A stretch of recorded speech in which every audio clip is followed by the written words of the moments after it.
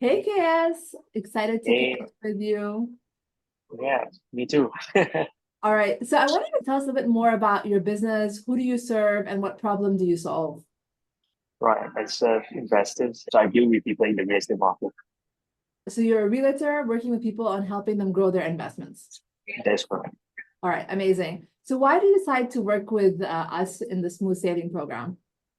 Well, because in year 2020 it was COVID and I was scaling up my business digitally a lot. And that brought us to a pivoting point where I was swarmed with a lot of clients. Okay. For many people, it's a good thing, but for me, it was like even taking away time, not just from the people that I love, but also time to go to pee in the toilet. So that said, that was definitely a worthy opponent, and that required me to take immediate action and urgency to solve this problem. I'm gonna have a bladder problem, right? So that's it. That's it. That I spoke to my wife Dawn about this problem, and then she knew it. But I guess what's so powerful here was that she told me about this person that she met.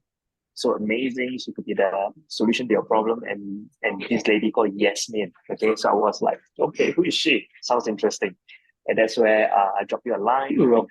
Were able to help me with streamlining the back end because the front end was, I would say, almost perfect, but the back end is where there's a lot of, I would say, chokehold because things tend to reach a certain level of bottleneck, and that requires really a lot of doing, not just on the front end but the back end as well, to really allow me to free up time to work on the things that value add what I do. Because there are nitty gritty things out there that I shouldn't be doing that doesn't really worth my time, low value stuff, but I wasn't aware of that. So what you did was at least give me the clarity of things on what I should be doing and what I shouldn't be doing, and how those things is measurable, which is very important. Because Yeah. anything is not measured can't be improved, like what you said. And that's where I get a full spectrum of things and started setting up documentation, SOP, etc. So that was amazing. It brought off the ambiguous stress of me. I was very clear, I was very objective, and that has been the way it is since then. So thank you to you. Yeah, amazing. So when we started working together, you didn't have any systems in place. It was just you, the one man show. Why are systems important to you now? What have you learned from systems? Right. So systems allow me to see things from a very processes manner where I could then go into the different steps of the journey, or at least in the process to pinpoint things that did not work well. I'm able to measure things now. It's not like in the past where, I would just hire and fire, right? Like people who I work with, they don't give me the results and I'm not invested in the journey, and then I will just blame them and then, get another one, get another one. It's always like that. And the inertia is always trying to get someone else. But what you allow me to do, given the measurement and matrix, so I'm able to see things that for what it is, and I'm able to act on them to then come from a collaborative manner for whoever that I hire. It's no longer blaming, it's more like let's work together and see how we can fix this. So this notion of mindset shift, given the clarity of things, was very powerful. So Yeah. I ended up being very collaborative. I ended up being very productive. I ended up knowing what I want to improve next. And of course, one thing you taught me during the journey was not to change or adjust things every now and then, but to be way off course, right? But you wouldn't have enough time to measure and get the results of your A/B test. But that was powerful too. So things like that really, as an entrepreneur and also someone that's a go-getter, you always want to adjust things to get things going. But the thing is, that's the monkey mind, right? Yeah. What you really need is to just sit back, look at the adjustment, to really gain full clarity of the action, and then see what it takes from there. So there isn't the need to rush, the need for the next thing. So instead of chasing, right now, I guess I'm attracting and doing the right thing. Yeah. Yeah, amazing. Because there's a big distinction between doing all the stuff and then doing only the high level stuff. And then also realizing that when we blame people, it's not going to solve our problem because the problem is still going to follow us no matter what. So you mentioned in the very beginning that you were working and having calls back to back. You didn't have time to go to the bathroom. You didn't have time to eat. What were some of the other pain points that you were experiencing when you were at that stage? Well, I guess the main point here is not being able to control time itself. That is painful. That itself. Yeah, because while when you can't control time, health is going to suffer, family around you is going to suffer, and also yourself. I mean, in terms of like your mental state, not just health, but mental health is also affected too. So that put me very flustered, and I guess I also probably had some form of anxiety, so to speak, because you are like trying to weigh down everything on your shoulder.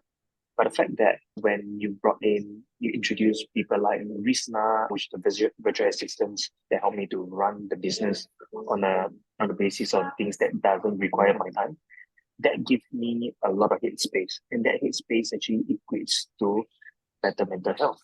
That better mental health actually allows me to then challenge myself to do more things that are really useful, not worry about things that actually I can't do anything about it, or doing things that are not serving me in the outcome that I'm after. So the thing is, all of us are 24 hours a day, right? And Yeah, you helped me earn back time, and that was beautiful. I love it. I love it. So obviously you mentioned like the leveraging of time was one of your biggest takeaways. How do you also feel like our work together has helped you kind of get more out of the business? If you can kind of put some measurables behind it, like what has changed since a couple of years ago to now? Yeah, we were able to come up with a decision tree on a Yeah. page that I used to just take in any client that fill out an application form after a webinar. And that literally expanded my time to speak to people that are even low quality leads. So that 2 shift that we did on questioning me on what are every questions here means and how does that impact the quality of clients that I will be talking to, that was powerful because I am then able to filter the right people to speak to who are going to take high intention and urgency to get things done. I'm not working with people who are low intention, low urgency, and then I have to take a long time to convert them. So that's it. I'm able to work on the low lying fruits and at the same time create a nurturing process that allows me to not just work on the low ones, but how about those that require time? We also nurture them along the way. So that basis give us the power to create a consistent revenue that many realtors are unable to even achieve.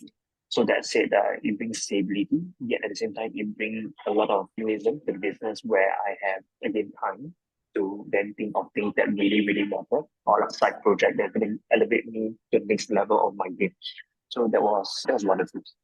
Yeah, I love it. And I think like for people who don't know what the decision tree is, it's just a tool to help qualify leads so that we can like filter out the ones who are high quality and then low quality. And then within that as well, one of the things that was really exciting is you didn't even think that you could even outsource viewing of your flats.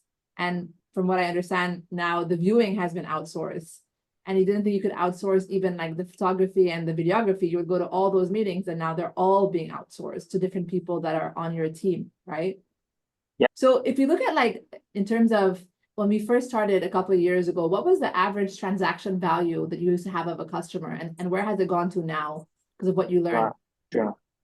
Definitely. The thing is, we were working on a basis of the new home segment previously, where the transaction more, I mean, with deal size, we're looking about 50 grand a deal. And that is basically based on cycle, so to speak. But the thing is, the market has shifted, and we were able to prepare that given this time that we have allocated for because things are delegated, things has been also deleted, which are not of value, which is also part of the basis of gaining back more time. We were able to see and anticipate what's happening ahead of the curve. So that said, while many people right now are not closing new home sales, which used to be what I used to do, I guess what we have done allow me to increase the lifetime value of a client, which is in the resale segment, which is something that I never do in the year that I created the most revenue. Right now, going to that, I'm able to create the same kind of returns per client, which is you don't see that in resale. So, in short, many people are getting around a quarter of what I'm getting in terms of the resale segment. If they were to transact the deal, I'm able to get 4 times more than what you get because I'm able to increase the lifetime value of a client. So, quality, less worth, and the same returns I have for someone that closed a new home sale. So, that was awesome. All right, amazing. I love it. Now, if you can quantify how much time you've gotten back, right? Because obviously you said you've gotten more time. Like if you can give us a ball figure, how many hours have you gotten back in a week? Well, I would say that even this structure, I was able to also create some as an authority. So I used to have the thinking that as a realtor, we got to work weekends, and weekends is just a norm for us to work, and without the time spent with the family, it's something we got to sacrifice. But that has changed, the way I think, because through that journey, I also understood that I could actually have whatever I want if I am daring to ask for it, right? So, and the thing is, you only have that head space to ask for it if you're in the right space. Yeah, and that's it. I was able to shift the business where weekends I don't work anymore. Like you said just now, the viewing has been delegated to my resale team, and they're the one running weekends. I don't really run them unless the clients need to exit their home, and that's it. Those timing of those viewings for the exit are all based on my time and when I'm available. That doesn't create clashes with the time that are important with me and my family too. So even though if I have to work on weekends, those times are based on the time I'm available. And I'll ask the client whether they are okay, because there's only one of me. And they are always very comfortable to adjust to my availability rather than based on their availability. They'll try to best match me. So that is a most powerful that I become like precious moment that is more than just time measured by time itself. Yeah. Yeah, I love it. Especially because you have two young boys. And I remember when we started working together, I asked you what would be your ideal day and week. And you were like, you were so confused to choose it because there was so much brainwashing in terms of that you had to operate in a certain way. So what would you say to someone who's on the fence and thinking about working with us? I guess if you are someone that require, a set of structures to really know what you do not know, I feel that this is really important because first thing is the willingness to open your mind to things that you may not be aware of. So once you have that references, right now there are enormous opportunity there. It's just a matter of what is most important and then urgent. And then you do that step to really pivot your business to the next level, because it was not yes, I wouldn't think I'm able to have the time that I wanted and with the people that matters, and also at the same time doing the best value work that I think I could do, at least in my business framework. So you want to be like a CEO in your company, that you are only making decisions on things that is going to change your business trajectory. You're not going to do things on the arrangement of like the logistic, the time, the paperwork, whatnot. These are not things that are going to make us money.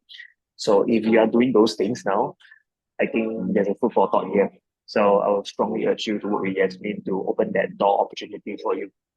And trust me, it's not something you are ever look back again.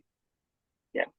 All right. Okay. Thank you so much. I appreciate your time, KS. You're welcome.